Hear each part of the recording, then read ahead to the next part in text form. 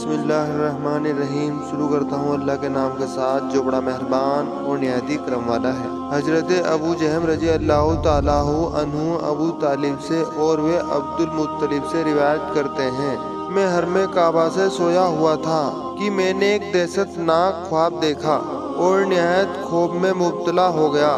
میں قریشی کاہنہ عورت کے پاس گیا، میں نے کمبل اوڑھ رکھا تھا اور میں پریشان حال تھا۔ کاہنہ نے میرے چہرے سے افسردگی محسوس کر لی۔ میں ان دنوں اپنی قوم کا سردار تھا۔ کہنے لگی، ہمارے سردار کا کیا حال ہے اور چہرے کا رنگ کیوں بدلا ہوا ہے؟ کوئی حادثہ تو نہیں ہو گیا؟ میں نے کہا، ہاں، ان دنوں لوگوں کی عادت ہوتی تھی کہ ہر آنے والے شخص سے سوال کرنے سے پہلے اس کاہنہ کا داہنا ہاتھ چومتا اور پھر اس کے سر پر اپنا ہاتھ رکھ کر مدعا بیان کرتا، مگر میں اپنے مقام مرتبے کا لحاظ رکھتے ہوئے ایسا نہیں کیا اور سیدھے بیٹھ گیا۔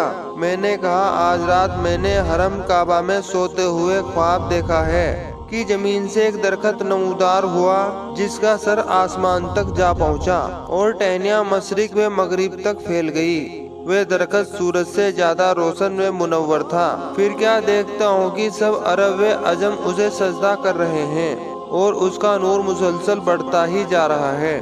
میں نے دیکھا قریش کے کچھ لوگ اس کی ٹہنیوں سے لٹک گئے اور قریش ہی کے کچھ لوگ اس درخت کو کاٹنے کے لیے لپکے، لیکن جب قریب ہوئے تو ایک نہایت حسین نوجوان نے، جس سے بڑھ کر میں نے خوبصورت اور بہتر خوشبو والا کوئی نوجوان نہیں دیکھا، انہیں مار بھگایا، ان کی پسلیاں توڑ دی اور آنکھیں باہر نکال دی۔ میں گھبرا کر خواب سے بیدار ہو گیا۔ عبد المطلب کہتے ہیں، یہ سنتے ہی کہانی کا چہرہ جلد پڑنے لگا اور وہ یوں گویا ہوئی، اگر تمہارا خواب سچا ہے تو تمہاری پشت میں وہ شخص پیدا ہوگا جس کی حکومت مشرق و مغرب تک ہوگی اور لوگ اس کے دین پر چلیں گے۔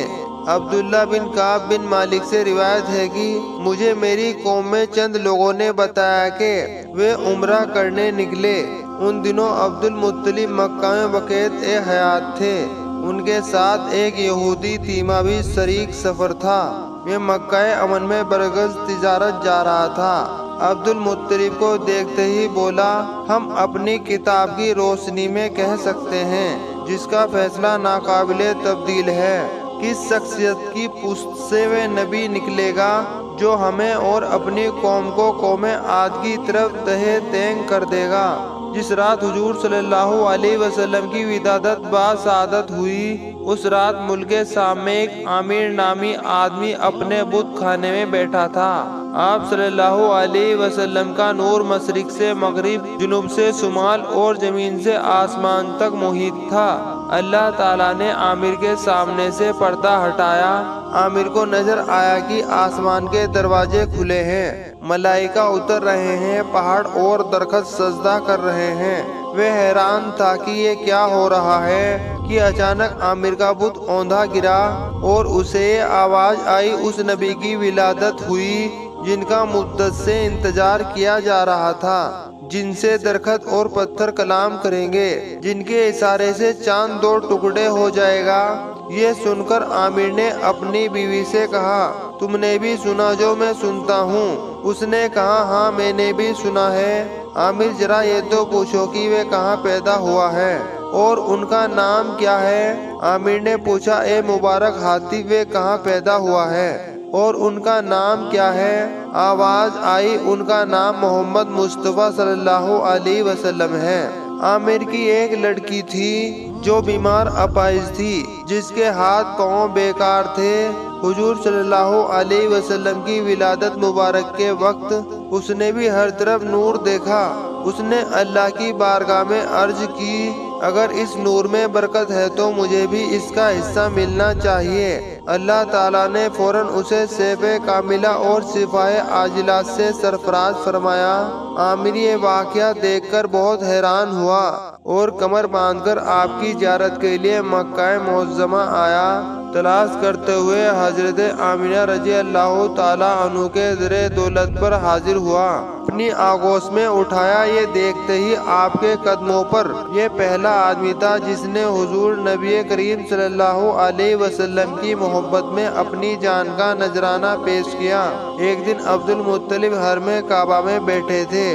آپ کے پاس نجران کا ایک پادری بھی بیٹھا تھا جو آپ کا گہرا دوست تھا۔ وہ کہہ رہا تھا، ہم اپنی کتابوں میں اس شہر مکہ میں اولاد اسلام علیہ السلام میں سے ایک نبی کی ولادت کا ذکر پاتے ہیں جس کی یہ شکل و صورت ہوگی۔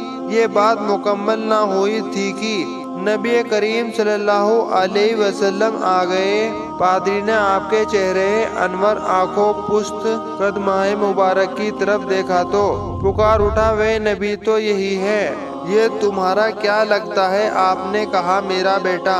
پادری نے کہا، ہم تو اس کے باپ کو کتابوں کی روشنی میں اس وقت زندہ نہیں پاتے۔ عبد المطلب نے کہا، دراصل یہ میرا پوتا ہے، اس کا باپ تو اسی وقت ہی فوت ہو گیا تھا جب یہ رحم مادر یعنی کے پیٹ میں تھا۔ پادری نے کہا، تم نے سچ کہا۔